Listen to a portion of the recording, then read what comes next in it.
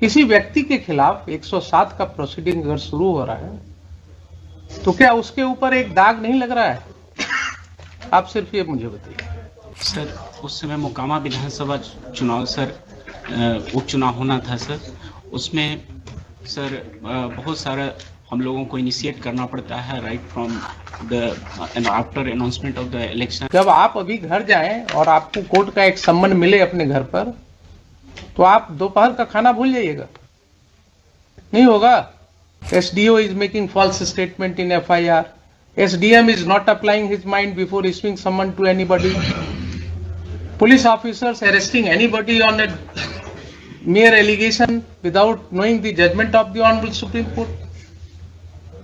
Are we living in a situation where we can understand rule of law? It's really being implemented. Yes.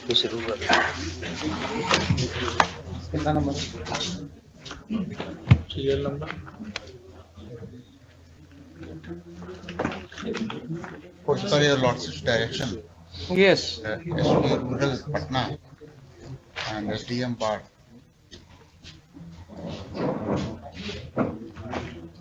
Yes. Where is the gentleman? SDM. You are come forward. You know why you have been called here? Sir, You know why? Lordship, there was written in the Tamila, but it is not attached in the record. All right. That we have. So you know the reason. Now tell me, do you have any experience of taking up a proceeding under section 107 CRPC? You have. Very good. So, how could you forget those procedures while initiating 107 proceeding in this case? आप अपनी भाषा में बोल सकते हैं जैसे भी आपको सहूलियत हो। सर, उस समय मोकामा विधानसभा चुनाव सर, उपचुनाव होना था सर। उसमें सर बहुत सारा हम लोगों को इनिशिएट करना पड़ता है right from the after announcement of the election and after the conclusion of election. इस पीरियड में सर जो प्रिवेंटिव एक्शंस के तहत प्रोसीडिंग्स इनिशिएट करने पड़ते हैं। कोई तो बेसिस होगा ना SDM साहब। सर ऑन द रिपोर्ट हम भी उस गांव के अगर रेसिडेंट हो, मान लीजिए हमारे गांव में एक थाना हो और हम वहां के रेसिडेंट हों,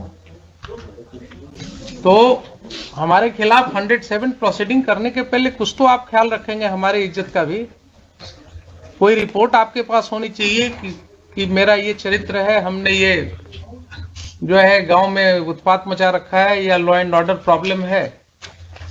तो ऐसी स्थिति में आप समझ सकते हैं कि कोई आशंका आपको होगी, कोई ऐसा विश्वास होगा कि यहाँ पर कोई घटना घट सकती है। ये जो लोगों के खिलाफ 107 आपने शुरू किया, इनके बारे में क्या इनपुट्स थे आपके पास? On the basis of police reports, sir, that has been. But police report is nowhere showing any input. Please come to your records. खोलिए जरा रिकॉर्ड्स। डमी नहीं रखा वहाँ, रिकॉर्ड तो डमी रिकॉर्ड नहीं रखा है, ओरिजिनल जो भेजा है यहाँ, तो डमी रिकॉर्ड्स वहाँ नहीं है इनके पास। कोई बात नहीं, इसमें से निकालिए रिकॉर्ड। कहाँ है वो? दीजिए उनको थोड़ा। हाँ हाँ, please look into your record.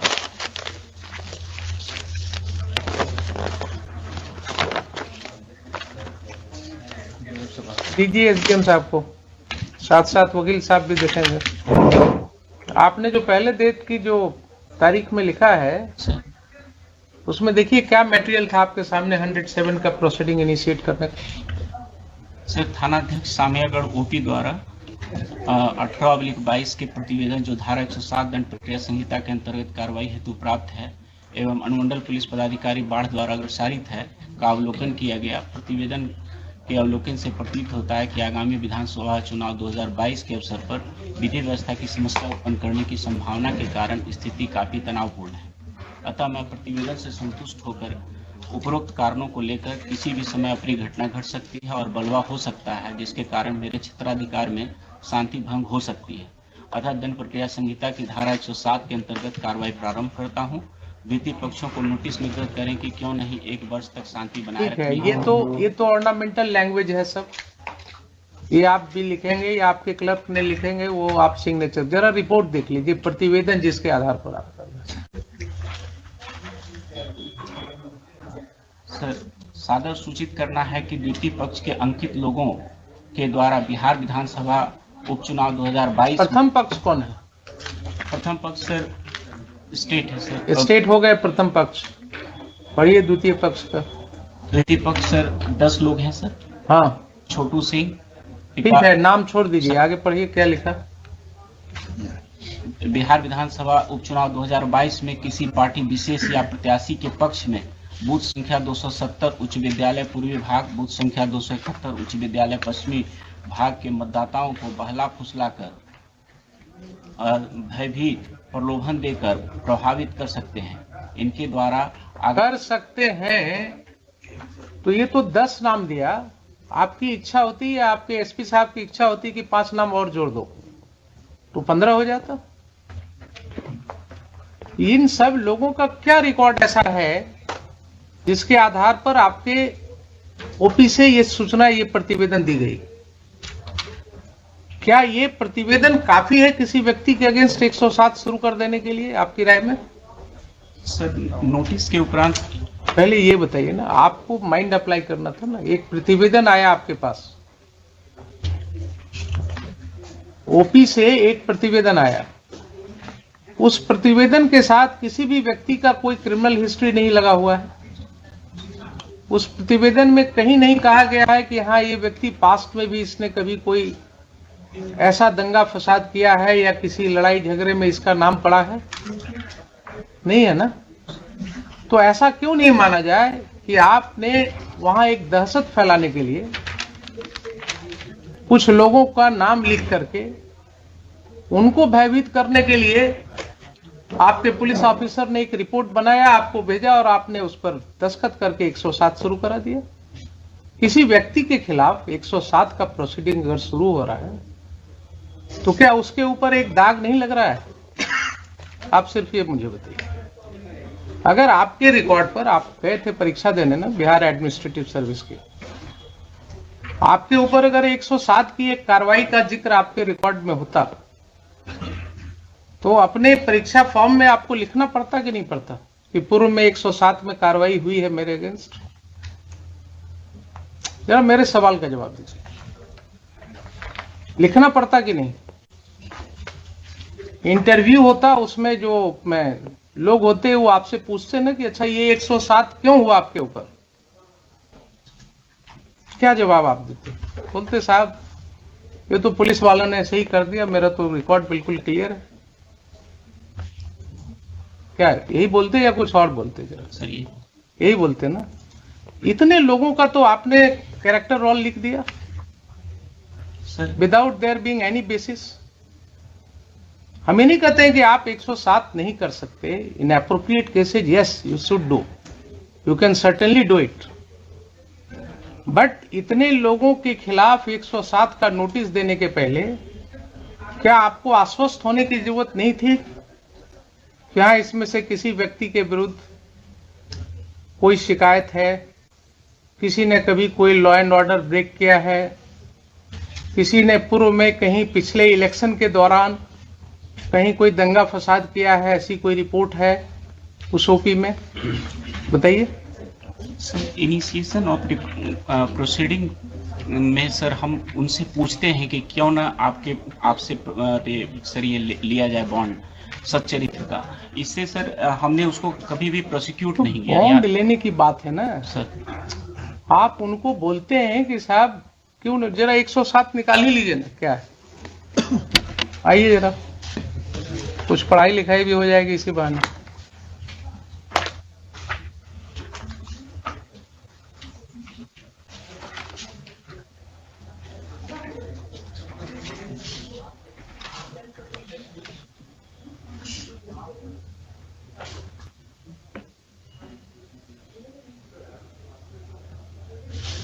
Let us read, पढ़िएगा आप या वकील साहब पढ़ें, जो भी इच्छा हो आप पढ़िए।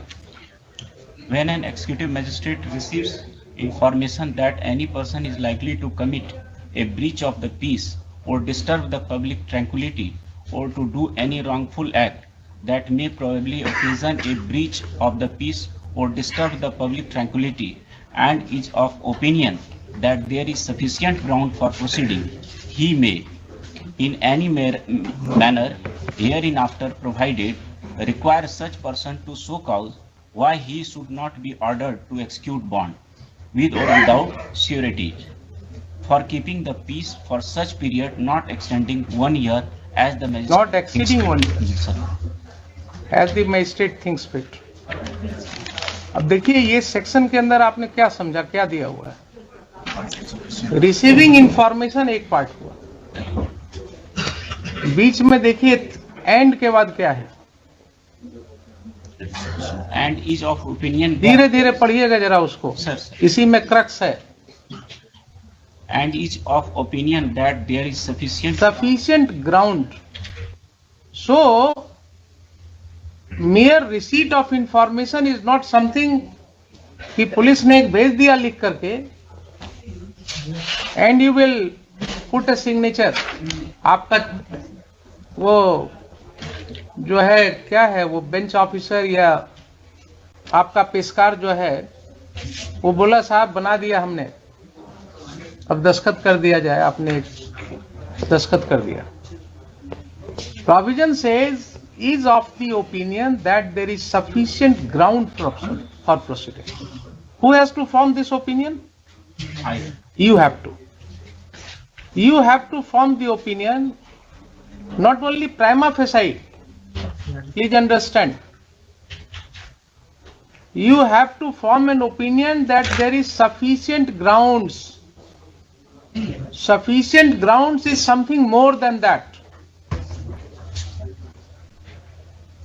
Similar word has been used under section 204 CRPC. जरा निकालिए 204।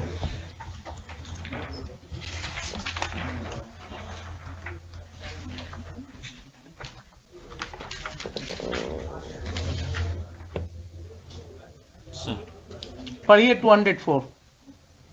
Issue of process. If in the opinion of magistrate taking cognizance of an offence, there is sufficient ground for proceeding and the case appear to be a summon case, he shall issue his summons for the attendance of the accused. Or B, a warrant case, he may issue a warrant, or if he thinks fit, a summon for causing the accused to be brought or to appear at certain time before such magistrate, or if he has no jurisdiction himself, some other magistrate having jurisdiction. So, like a magistrate of the first class, before whom a complaint case is filed, a criminal case is filed. जैसे एक magistrate को opinion form करना होता है whether there are sufficient grounds to proceed against the accused, against the persons named in the complaint or in the charge sheet filed by police. वैसे ही आपको 107 में same one word has been used, is of opinion that there is sufficient ground for proceeding. कोई अंतर है 204 के जिम्मेवारी में और 107 की जिम्मेवारी में? नहीं है ना? To mere filing of police report without any material on the record, police जब चार्जशीट फाइल करती है तो उसके साथ पूरा इन्वेस्टिगेशन का ब्यौरा होता है, केस डायरी होता है ना कि साहब ये एफआईआर हुआ, हमने इसको ऐसे इन्वेस्टिगेट किया, इन्वेस्टिगेशन में इतने गवाहों का बयान लिया, ये इंजरी रिपोर्ट आया, ये पोस्टमार्टम रिपोर्ट आया, ये मेडिकल रिपोर्ट है, and finally on this basis I come to a conclusion that there are sufficient materials to proceed against the accused, therefore I am filing charge sheet. So when these matters go on the record before the learned magistrate, he would look into that and then he will form an opinion that yes, there are sufficient grounds to believe. Why these obligations have been cast upon the magistrate and the competent authority under section 107? Why this responsibility has been cast upon them? Because issuance of summon to anybody, issuance of warrant to anybody is a serious matter. The Honorable Supreme Court has held it. जब आप अभी घर जाएं और आपको court का एक सम्मन मिले अपने घर पर, तो आप दोपहर का खाना भूल जाइएगा, नहीं होगा। तो कोर्ट में हम लोग नोटिस इशू करने के पहले सोचते हैं किसी को।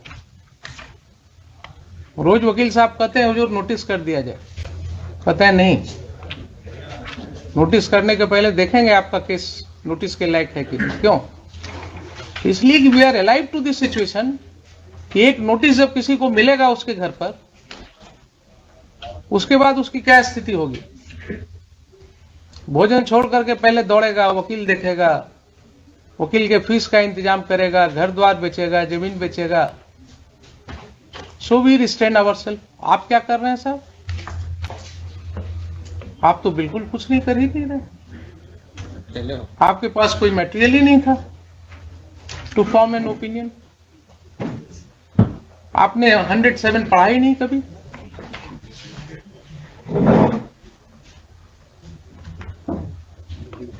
चूक हुई है यहां पर कि नहीं हुई है? क्या लगता है आपको? ये प्रोविजन आपने कभी इस तरह से पढ़ा नहीं होगा, आई बिलीव। नहीं पढ़ा था ना। अब आप देखिए कि क्या हुआ। आपने एक दस्तखत कर दिया 107 के ऑर्डर को, उसके आधार पर क्या क्या तांडव हो गया। अगर ये गलत ऑर्डर आपने नहीं पास किया होता तो आगे कोई बात ही नहीं होती। तो ये सारी कार्रवाई के तो दोषी आप हो गए। Your order without application of mind, without following the law has created all this trouble.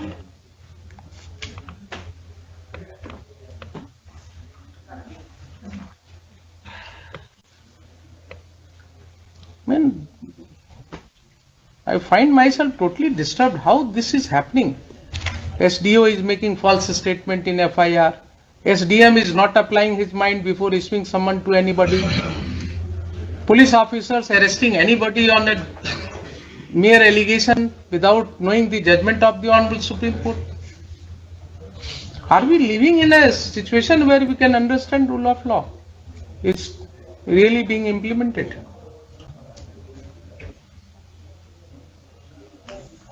अब ये आपको हम पढ़ावे कोर्ट में, हर ऑफिसर को बुला करके संभव है क्या?